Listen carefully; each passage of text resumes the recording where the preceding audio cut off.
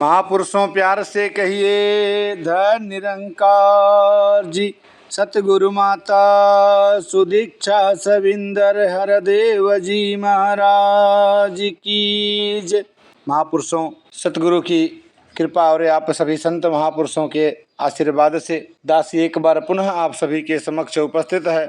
ये अप्रैल का महीना चल रहा है और हम सभी ने हर्षोल्लास के साथ श्रद्धा और भक्ति के विश्वास के साथ 24 अप्रैल को मानव एकता दिवस भी मनाया है, जहां उन पुरातन बलिदानी महापुरुषों और समय के सदगुरु बाबा गुरबचन सिंह जी महाराज के बलिदान की गाथाएं हमने सुनी और दातार की कृपा से, सदगुरु की कृपा से हर एक गुरसिख, हर एक महात्मा, हर एक भगत इस मानव एकता दिवस के अवसर पर अपने जीवन में कोई ना कोई प्रेरणा अवश्य लिया होगा, कोई ना कोई अपनी बुराइयों को छोड़ने का संकल्प अवश्य लिया होगा।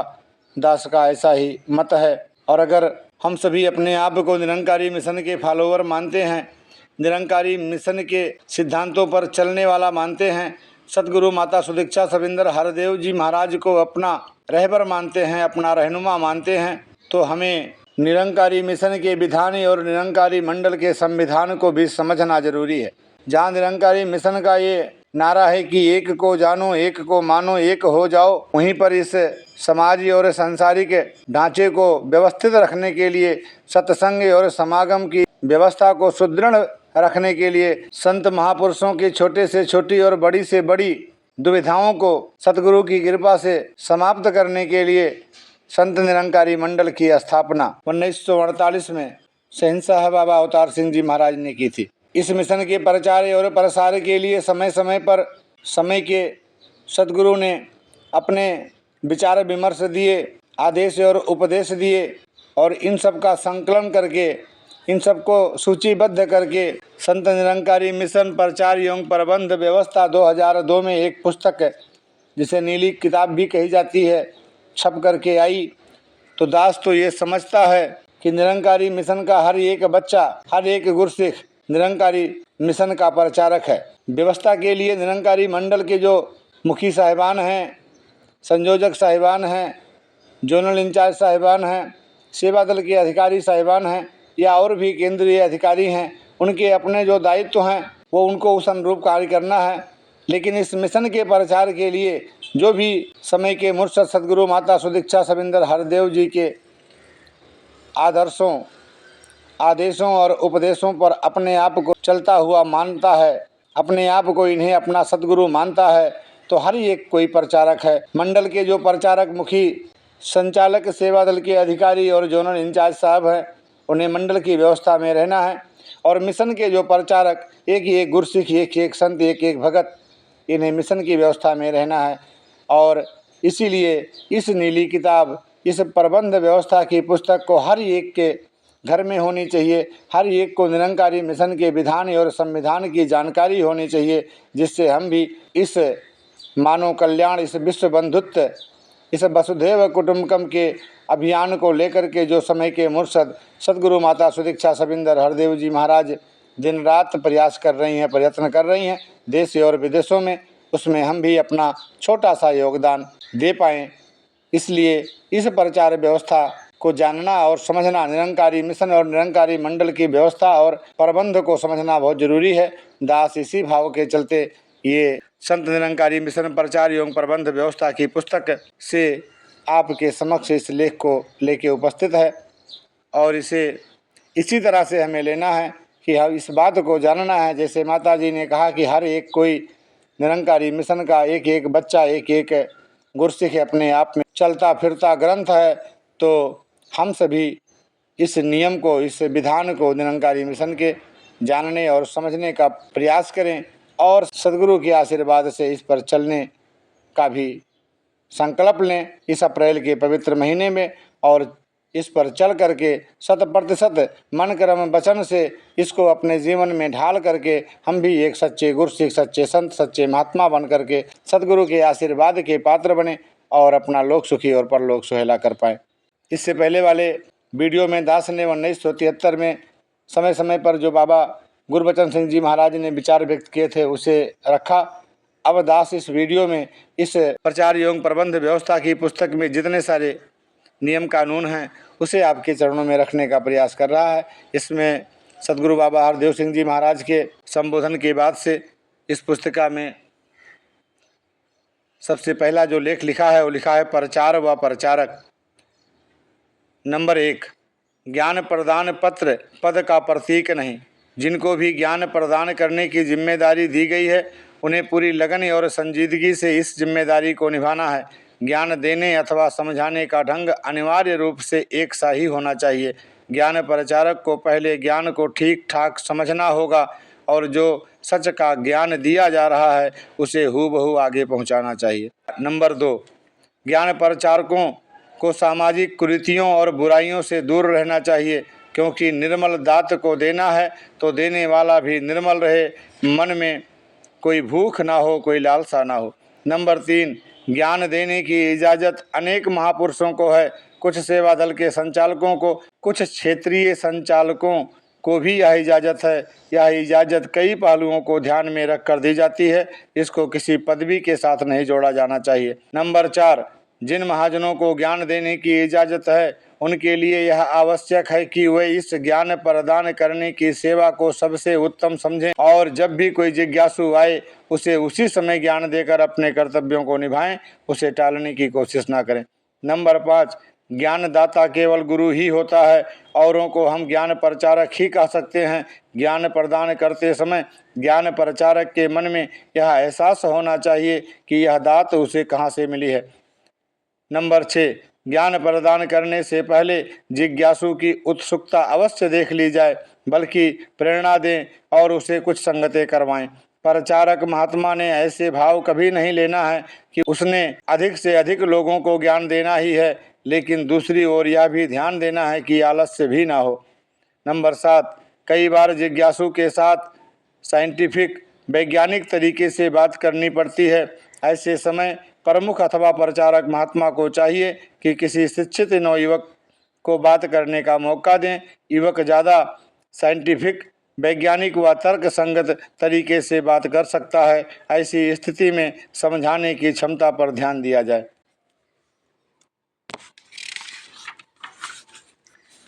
नंबर 8, ब्रह्म ज्ञान की बात बहुत ही सीधे साधे और सरल ढंग से समझानी चाहिए।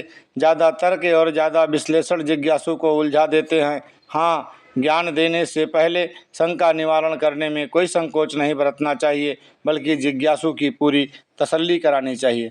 नंबर 9, जोनल इंचार्जों, प्रमुखों तथा मुखियों का फर्ज बनता है कि सदगुरु बाबा जी तथा अन्य प्रचारकों की प्रचार यात्राओं के दौरान घरों या दुकानों इत्यादि में चरण डालने के कार्यक्रम वहीं रखें जहां किसी कारण जाना आवश्यक हो।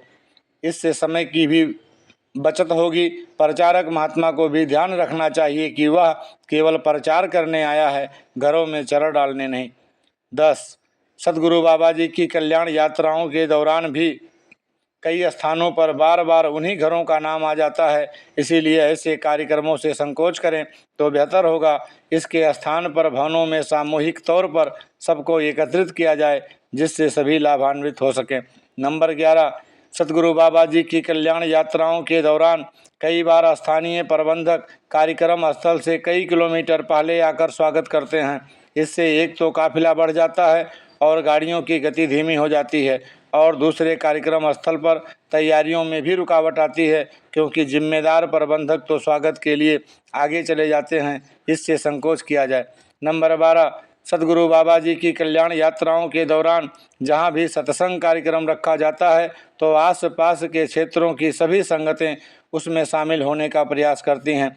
ऐसे में यदि उस दिन आसपास होने वाली साप्ताहिक अथवा नियमित संगतें कैंसिल कर दी जाएं तो कोई हर्ज नहीं, परंतु यदि कोई प्रबंधक या प्रचारक पहुंचता है तो आसपास की नियमित संगतों को कैंसिल करने की आवश्यकता नहीं, क्योंकि संभव है कि बहुत से भक्तजन उस प्रचारक अथवा प्रबंधक वाली संगत में शामिल न हो सकते हों। नंबर 13, स्टेज से विचार करने वाले महात्माओं की ड्यूटी बदल बदल कर लगाई जाए। यह केवल भारत में ही नहीं बल्कि दूर देशों में भी ऐसे ही निर्देश दिए गए हैं। यह ध्यान अवश्य रखना है कि बोलने वाला कोई हल्की बात या कटाक्ष ना कर दे।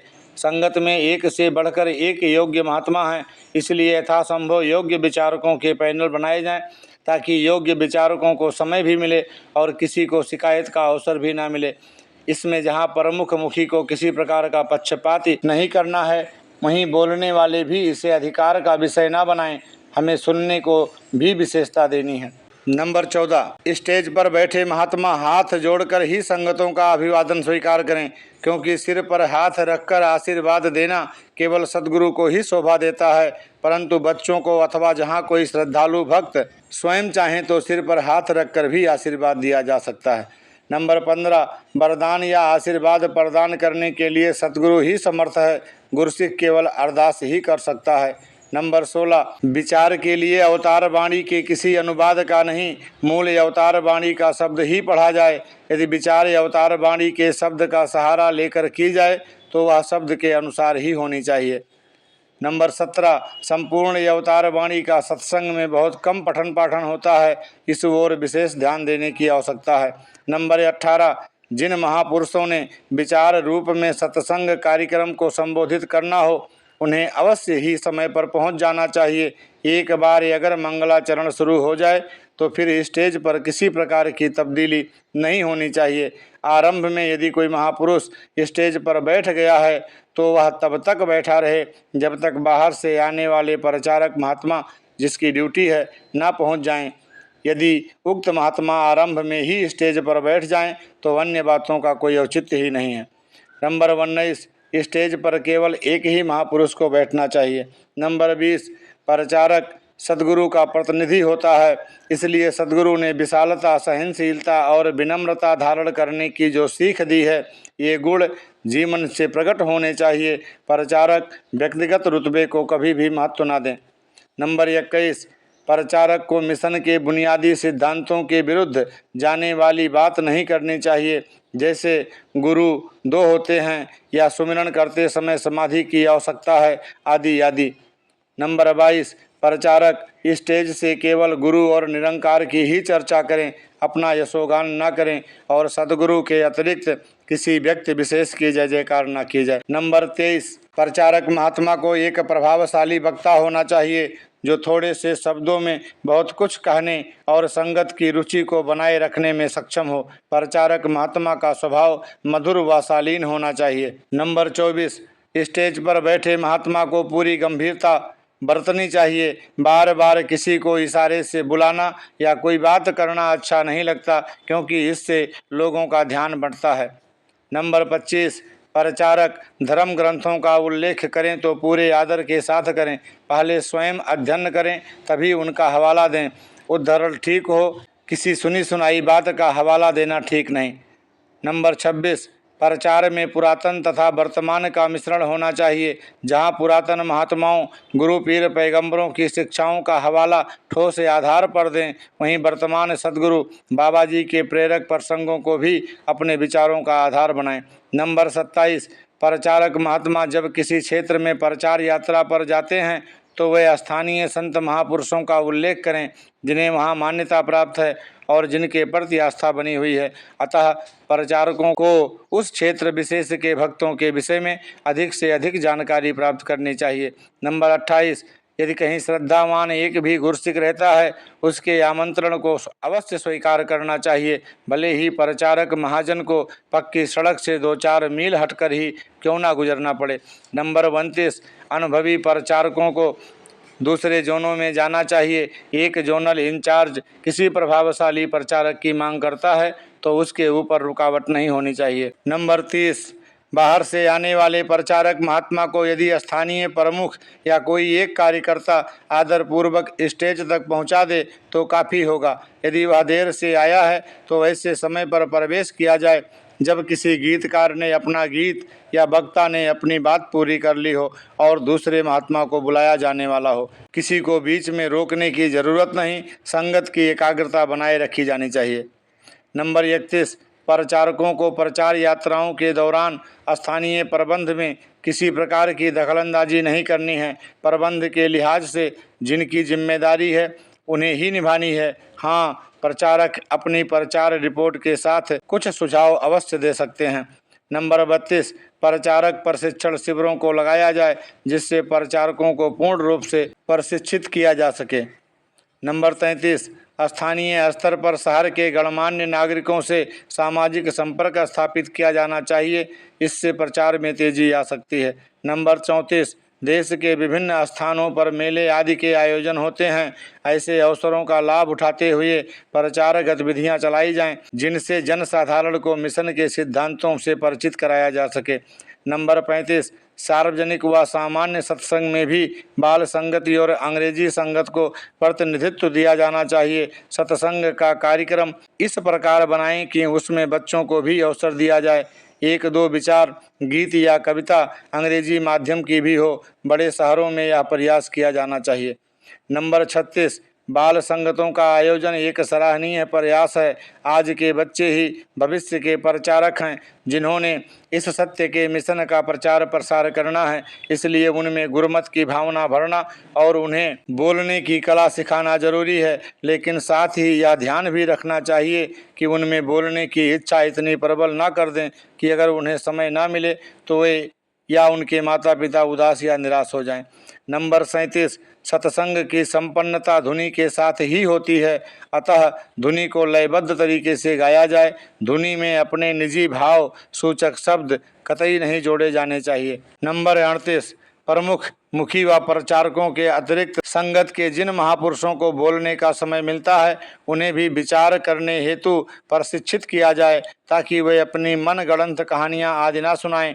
बोलने का मौका भी उन्हें ही दिया जाए जो भ्रमों से मुक्त हों। नंबर 39, सत्संग में माइक पर या वैसे भी किसी भी व्यवस्था अथवा आपसी गिले शिकवे की चर्चा न की जाए और ना ही किसी पर कटाक्ष किया जाए।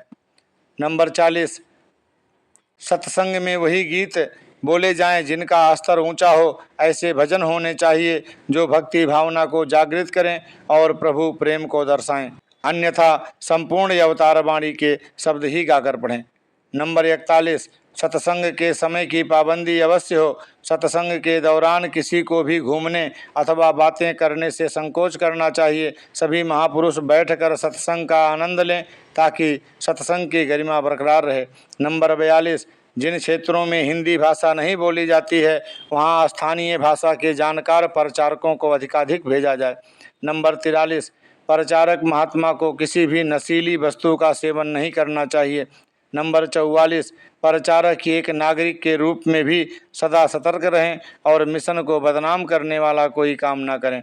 नंबर 45, सदगुरु के अतिरिक्त किसी भी प्रचारक या प्रबंधक की शोभा यात्रा ना निकाली जाए। नंबर 46, मिशन के प्रचार का उद्देश्य जाति पाति, ऊंच नीच, गरीब अमीर, रंग नस्ल, भाषा प्रांत, देश आदि सभी भेदभावों से ऊपर उठकर मानव मात्र को ब्रह्म ज्ञान और प्रभु भक्ति की प्रेरणा देना है। नंबर 47, प्रचार यात्रा के दौरान प्रचारक जहां भी जाएं, वहां के प्रमुख द्वारा बनाए गए सत्संग कार्यक्रम के अनुसार ही चलें। नंबर 48, जोनल इंचार्ज को अपने जोन में प्रचारकों के प्रचार कार्यक्रम स्वयं बनाने चाहिए और कार्यक्रम की एक प्रति केंद्रीय कार्यालय को भेजी जाए। नंबर 49, केंद्र से भी साल में कम से कम एक बार कोई ना कोई प्रचारक जोनल प्रचार यात्रा पर जाए, जिसके साथ स्थानीय जोन का महापुरुष अवश्य हो। नंबर 50, आमतौर पर प्रचारक के साथ 3 महापुरुष ही प्रचार यात्रा पर जाने चाहिए, जिनमें एक गीतकार और एक विचारक होना चाहिए। नौजवान गुरुमुखों को सक्रिय रूप से शामिल किया जाना चाहिए। नंबर 51, महिला प्रचारकों को भी प्रचार कार्यों के लिए उत्साहित किया जाए, ताकि नारी जाति में भी प्रचार बढ़े। नंबर 52, विशेष रूप से जब किसी जन्मदिन, शादी आदि खुशी के अवसर पर बहनों के सत्संग का आयोजन होता है, तो ध्यान रखना चाहिए कि वह अक्सर यहाँ एकत्रित रिश्तेदारों एवं बंधुओं तक मिशन के सिद्धांतों को पहुँचाने का अवसर होता है।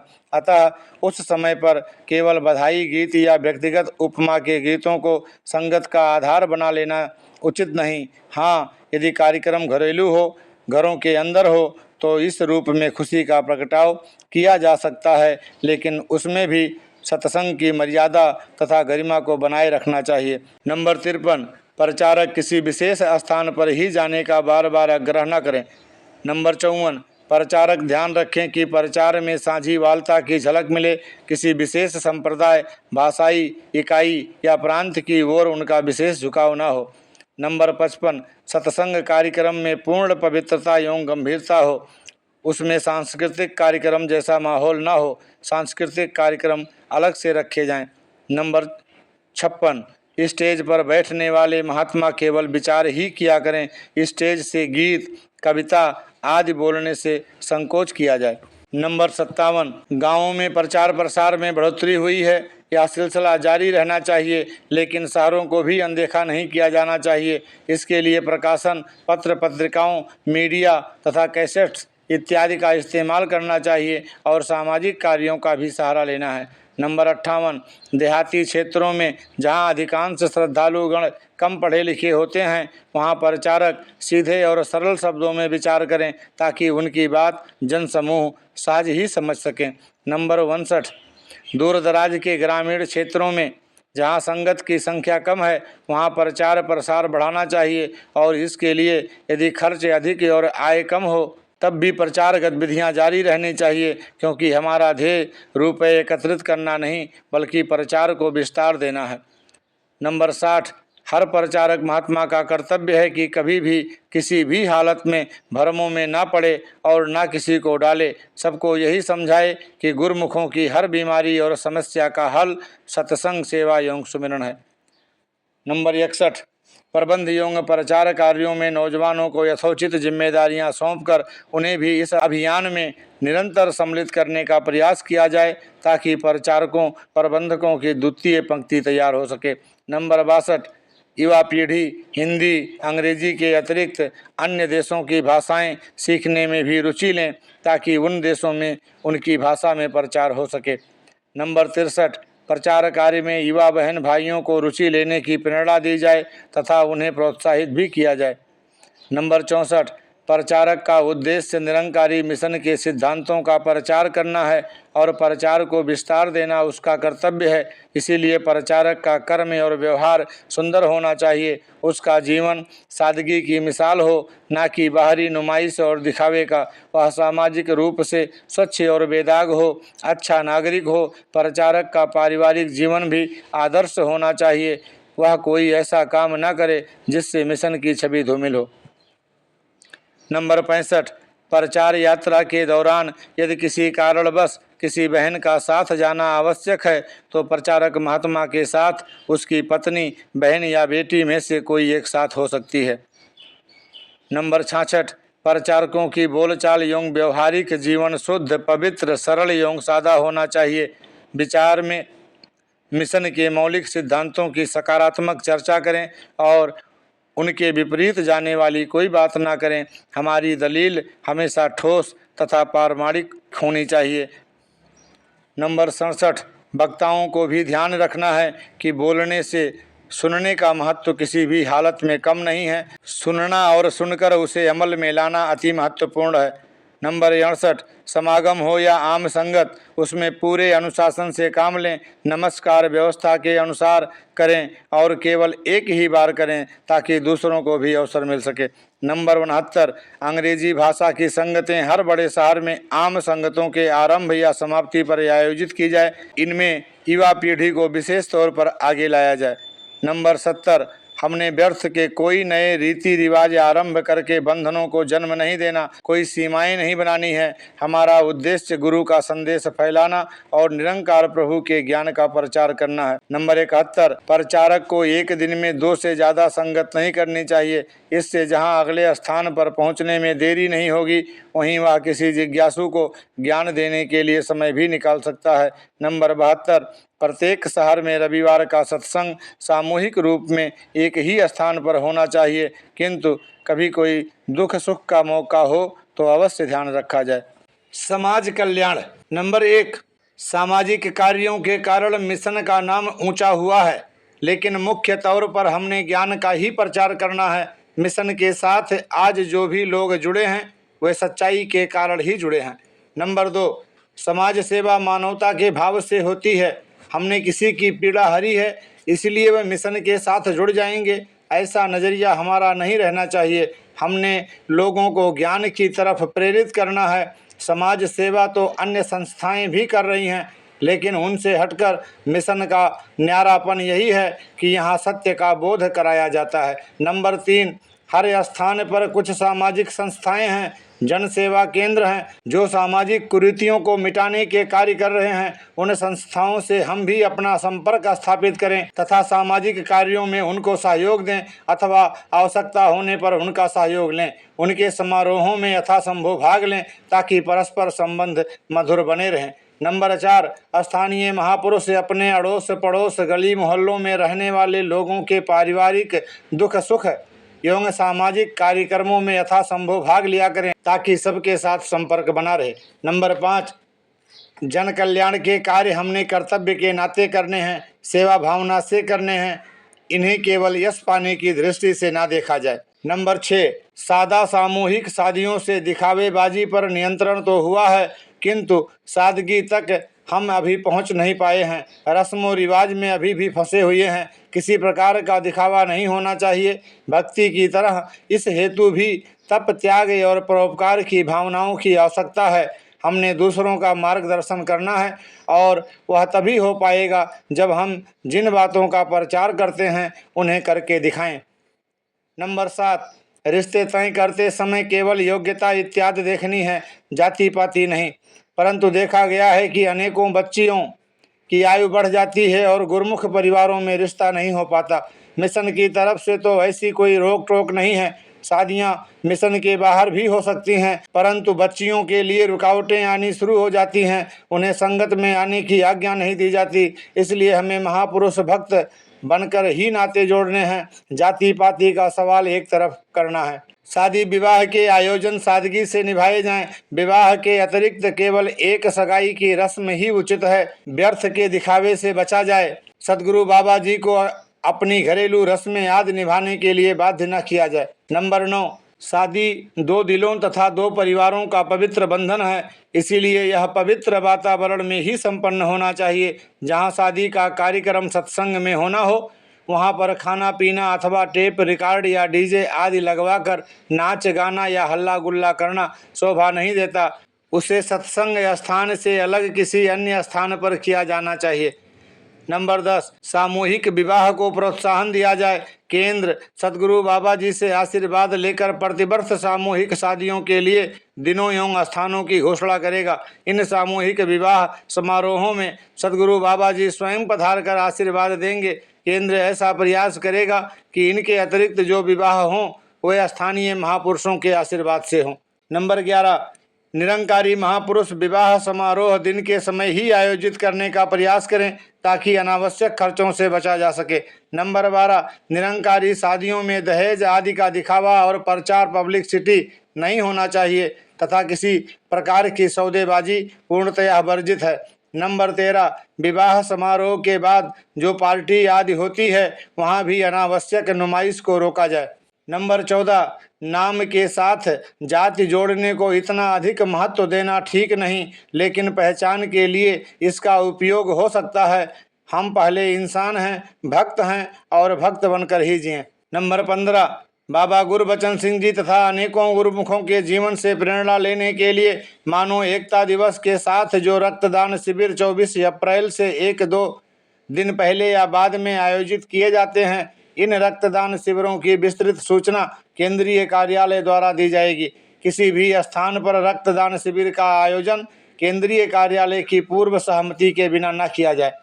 नंबर 16, मिशन की ओर से प्राकृतिक आपदाओं से पीड़ित लोगों की सहायता के लिए जिस प्रकार पहले योगदान दिया गया, उसी प्रकार भविष्य में भी यदि कोई ऐसी स्थिति आए तो हम सहायता कार्यों में अपना योगदान देते रहें। नंबर 17, वर्तमान स्कॉलरशिप स्कीम को और अधिक विस्तृत रूप देकर उसे अन्य गरीब व जरूरतमंद परिवारों के विद्यार्थियों को लाभान्वित किया जाए। नंबर 18, बच्चों को अंग्रेजी के अलावा अन्य भाषाएं सीखने के लिए प्रेरित किया जाए। नंबर 19, प्रौढ़ शिक्षा, वृक्षारोपण आदि की ओर भी ध्यान दिया जाए। नंबर 20, गरीबी और कमज़ोर बच्चों के लिए छुट्टियों में या स्कूल समय के बाद पढ़ाने के लिए निःशुल्क शिक्षा केंद्र खोले जाएं। नंबर 21, वाहनों के लिए सिलाई कढ़ाई के प्रशिक्षण केंद्रों की स्कीम को जारी रखा जाए। मेडिकल। नंबर 22, रक्तदान शिविरों की तरह आँखों के ऑपरेशन के लिए भी समय समय पर शिविर लगाए जाते हैं, जिनसे मिशन का नाम होता है। ऐसे शिविर भविष्य में भी लगाए जाएं। ऐसे शिविरों में नेत्र विशेषज्ञों तथा प्रशिक्षित स्टाफ की सेवाएं ली जाएं। नंबर 23, नेत्र या कोई शारीरिक स्वस्थ अंग दान करने के लिए प्रोत्साहन दिया जाए। नंबर 24, मोबाइल वैन बड़े बड़े शहरों में आवश्यकता अनुसार उपलब्ध कराई जाएं।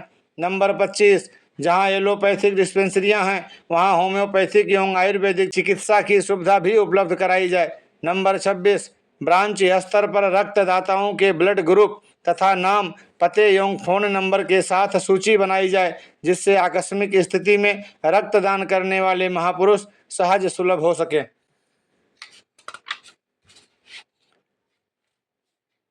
इसके आगे इस प्रचार एवं प्रबंध व्यवस्था में सेवा दल के ऊपर लिखा है सेवा दल।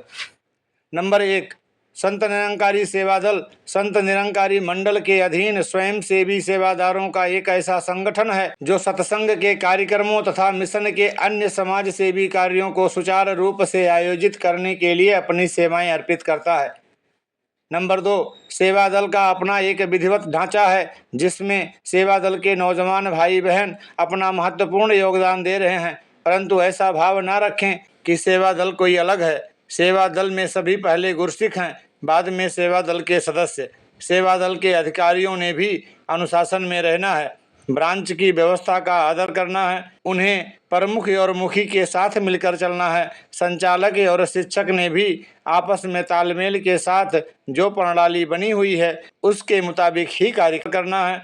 नंबर 3, सेवा दल के नौजवान समाज सेवा के लिए हमेशा तत्पर रहते हैं। इससे मिशन के प्रचार को भी बल मिलता है। समाज सेवा के लिए और भी अनेकों संस्थाएं हैं, जबकि हमारे सेवा दल को समाज की सेवा के साथ साथ सत्संग कार्यक्रमों तथा समागमों को भी देखना होता है। इसलिए इस बात का विशेष ध्यान रखा जाना चाहिए कि सेवा दल पर अतिरिक्त भार न पड़े। यह भी ध्यान रखना है कि सेवा दल का इस्तेमाल किसी व्यक्ति विशेष के लिए नहीं करना है। नंबर 4, सेवा दल के स्थानीय अधिकारियों, जोनल इंचार्जों, केंद्रीय सेवा दल के अधिकारियों को यह अवश्य ध्यान देना है कि परस्पर तालमेल के साथ ही सारे कार्य हों।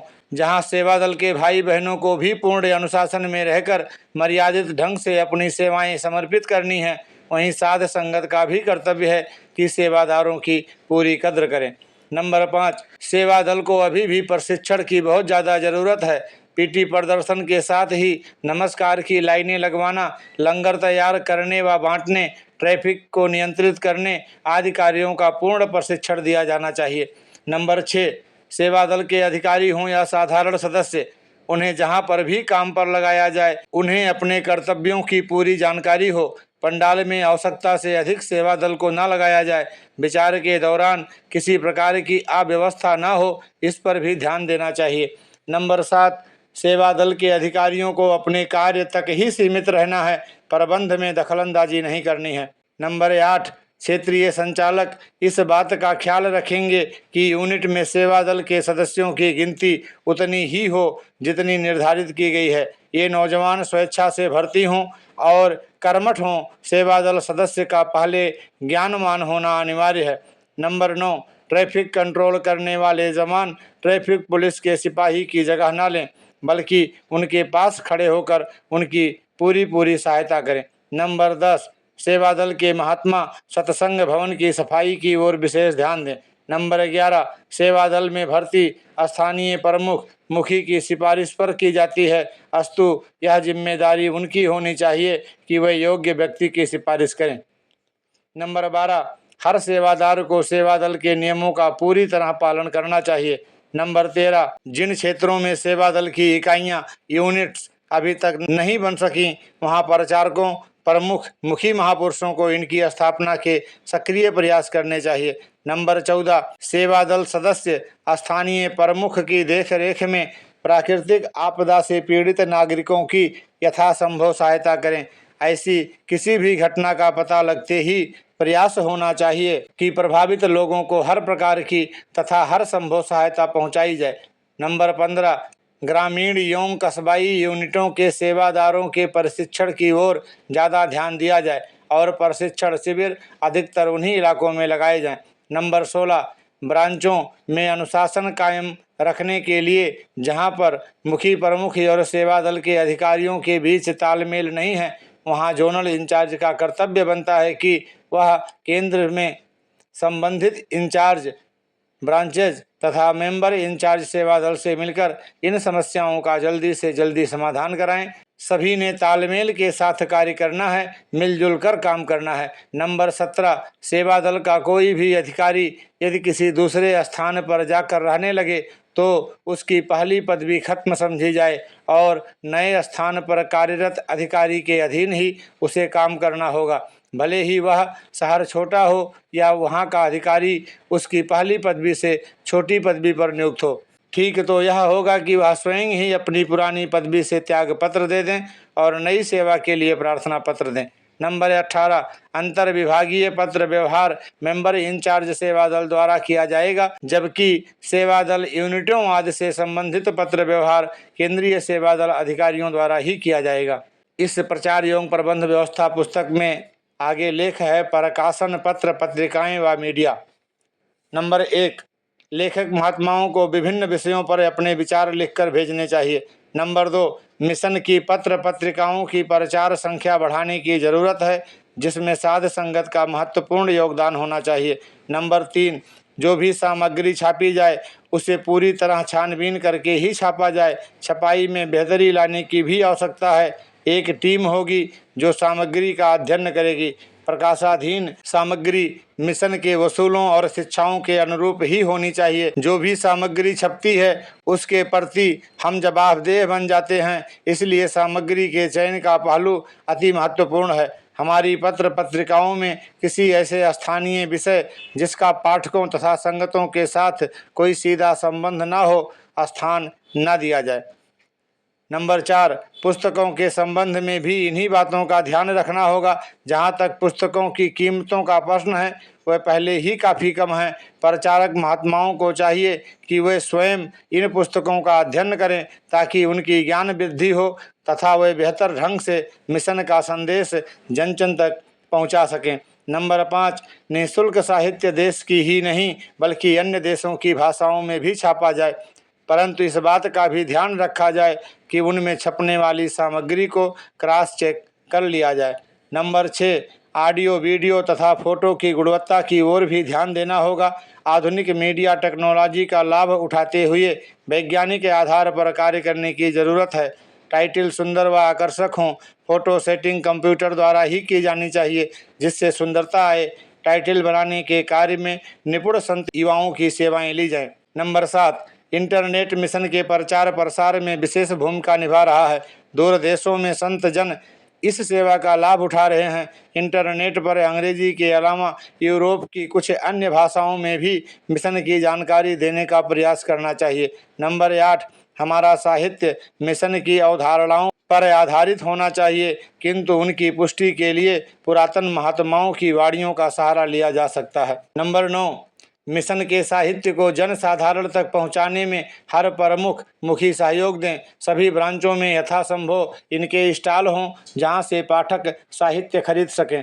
नंबर 10, समाज सुधार के पक्ष पर मिशन का जो कार्यक्रम है उस संबंध में पूर्ण विस्तार से लेख लिखे जाएं।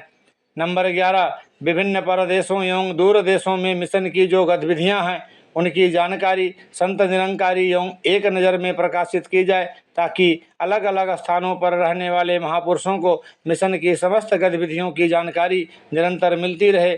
स्थानीय प्रबंधक महात्मा ऐसी गतिविधियों की जानकारी समय समय पर केंद्र को भेजते रहें। नंबर 12, अपने लेखों और भाषणों में कभी भी सद्गुरु बाबा जी, पूज्य राजमाता जी अथवा माता जी की शान में कोई हल्का शब्द या वाक्य प्रयुक्त नहीं करना चाहिए। भावना के प्रवाह में बहते हुए भी उनकी शान के अनुसार ही शब्दों का प्रयोग करना है। नंबर 13, हमें अपने साहित्य में अन्य धर्मों के संबंध में भी लेख लिखने चाहिए। नंबर 14, यदि किसी धार्मिक ग्रंथ का हवाला दें तो उसका विवरण दें।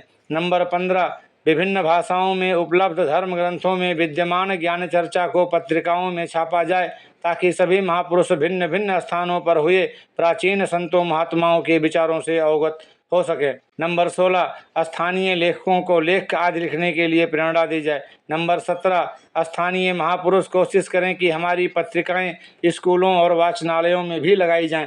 नंबर 18, मिशन द्वारा प्रकाशित हिंदी साहित्य को हर भाषा में अनुवाद करके छापना चाहिए। इसी प्रकार अन्य भाषाओं की पुस्तकों का भी अनुवाद करके उन्हें भी विभिन्न भाषाओं में प्रकाशित किया जाए। क्षेत्रीय भाषाओं में भी साहित्य प्रकाशित किया जाए। नंबर 19, मंडल के नाम से कोई भी सामग्री केंद्र की पूर्व स्वीकृति के बिना ना छापी जाए।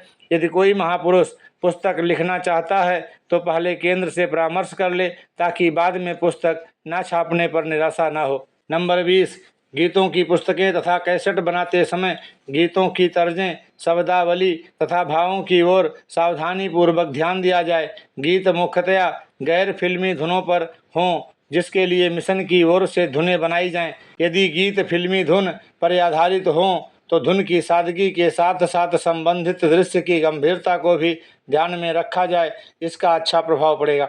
नंबर 21, कैसेट आदि बनाते समय गाँवों के कलाकारों को भी प्रोत्साहन दिया जाए। नंबर 22, मेलों आदि सार्वजनिक अवसरों पर मिशन के साहित्य के स्टॉल भी लगाए जाएं। नंबर 23, हमारे परिवारों में जो खुशी के अवसर, जन्मदिन, शादी आदि आते हैं उन पर हम लोग काफ़ी खर्च करते हैं। ऐसे अवसरों पर निरंकारी साहित्य उपहार स्वरूप देने की प्रेरणा दी जाए। नंबर 24, संत निरंकारी पत्रिका सिंधी भाषा में पुनः छपनी चाहिए। नंबर 25, जोनल इंचार्ज प्रमुख महात्मा मिशन के साहित्य को क्षेत्रीय भाषाओं में तैयार करने अथवा अनुवाद करने के लिए अपने यहाँ के योग्य लेखकों की एक सूची बनाएं, जिसकी एक प्रति प्रकाशन विभाग को उपलब्ध कराएं। इससे प्रकाशन विभाग के कार्य में सुविधा होगी। इसी प्रकार गीतकारों, गायकों तथा अन्य कलाकारों के नाम भी प्रकाशन विभाग को भेजे जा सकते हैं। नंबर 26, डिस्ट्रीब्यूशन या विक्रय के पहलू को भी मजबूत बनाना होगा, ताकि अधिक से अधिक लोग हमारे साहित्य से लाभ उठा सकें। नंबर 27, ऑडियो वीडियो रिकॉर्डिंग के लिए हमारा अपना स्टूडियो स्थापित करने का प्रयास किया जाए। नंबर 28, यदि प्रचारक भी अपने साहित्य को पढ़ लें तो अपनी बात अधिक प्रभावशाली ढंग से आगे पहुंचा सकेंगे। नंबर 29, निरंकारी साहित्य तर्कसंगत हो, जिससे अंधविश्वास से मुक्ति दिलाई जा सके। प्रेस एवं जनसंपर्क। नंबर 30, मीडिया द्वारा पब्लिसिटी का भाव है मिशन की सत्य की आवाज़ को फैलाना और समागमों तथा समाज कल्याण कार्यक्रमों के बारे में जन जन को सूचित करना। हम यह ना सोचें कि हमने विज्ञापन देकर ही पब्लिसिटी करना है। नंबर 31, अखबारों आदि में मिशन के सिद्धांतों एवं दर्शन, फिलॉसफी से संबंधित लेख आदि भेजे जाएं, लेकिन प्रकाशनार्थ कोई भी सामग्री भेजने से पहले यह सुनिश्चित कर लिया जाए कि वह मिशन के सिद्धांतों के अनुरूप ही है। किसी पर कटाक्ष की कोई बात न कही जाए। इसके लिए अखबारों में भेजने से पहले यदि लेख आदि को केंद्र में दिखा लिया जाए तो अधिक ठीक रहेगा। नंबर 32, प्रचार प्रसार में युवा वर्ग की विशेष भागीदारी हो। युवाओं को प्रशिक्षित करके प्रेस एवं पब्लिसिटी में सहयोग लिया जाए, ताकि मिशन का कोई गलत संदेश मीडिया में ना जाए। नंबर 33, सद्गुरु बाबा जी के प्रवचन अधिक से अधिक समाचार पत्रों में प्रकाशित होने चाहिए। नंबर 34, विशेष खुले कार्यक्रमों की पब्लिसिटी के लिए पोस्टर या हैंडबिल आदि में अनावश्यक विशेषण न लगाए जाएं। केवल समागम का स्थान, समय, तिथि आदि की जानकारी सीधे और सादे ढंग से दी जाए। नंबर 35, किसी समागम या बड़े कार्यक्रम का आयोजन हो तो वहां मीडिया के प्रतिनिधियों को आमंत्रित किया जाए और उनके लिए वाहन इत्यादि की सहायता की आवश्यकता हो तो उसकी व्यवस्था की जाए। नंबर 36, टीवी चैनल्स के अलावा अन्य आधुनिक माध्यमों का भी लाभ उठाना होगा। मीडिया के नए नए ढंग हमारे सामने आते जा रहे हैं, उसी तकनीक को मिशन द्वारा भी अपनाया जाना चाहिए। साधन बदलते जाएंगे, नए नए साधन आते जाएंगे और पब्लिसिटी की रफ्तार भी तेज होती जाएगी। दूसरे देशों में भी महापुरुष प्रयास कर रहे हैं, जिसमें और अधिक मेहनत की ज़रूरत है। इसमें उपयुक्त टीमों का गठन करने की भी आवश्यकता होगी। नंबर 37, हमारी प्रेस टीमें आमतौर पर ऐसे स्थानों पर गठित की जाती हैं जहां से कुछ समाचार पत्र प्रकाशित होते हों अथवा अन्य मीडिया उपलब्ध हों, परंतु प्रत्येक ब्रांच में प्रेस टीम का गठन लाभदायक नहीं होगा। दास इस वीडियो को यहीं पे विराम देगा और इसके बाद इस प्रचार एवं प्रबंध व्यवस्था 2002 की पुस्तक में जितने भी लेख जो भी दिशा निर्देश लिखे गए हैं उससे दास लेकर के अगली वीडियो में आपके चरणों में समर्पित होगा। इसी याचना कामना प्रार्थना के साथ कि हे दीनदयाल सच्चे पातशाह सतगुरु माता सुदीक्षा सविंदर हरदेव जी महाराज, दया करो, कृपा करो कि आपके बताए हुए एक एक आदेश और उपदेश पर हम सभी मन कर्म वचन से चल पाएं और ये आपके जहां आशीर्वाद के पात्र बने वहीं अपना लोक सुखी और परलोक भी सुहेला कर पाएं। सतगुरु माता सुदीक्षा सविंदर हरदेव जी महाराज की जय। महापुरुषों प्यार से कहिए धन निरंकार जी।